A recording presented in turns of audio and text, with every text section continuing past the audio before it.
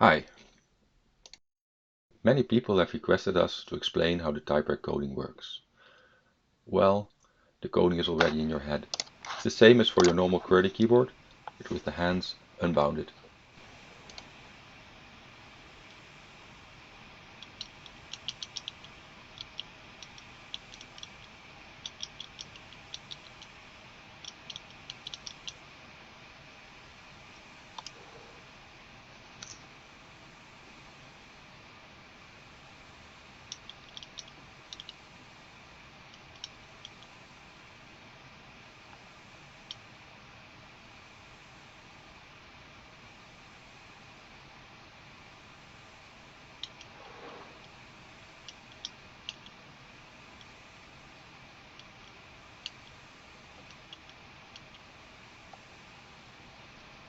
Thanks for watching.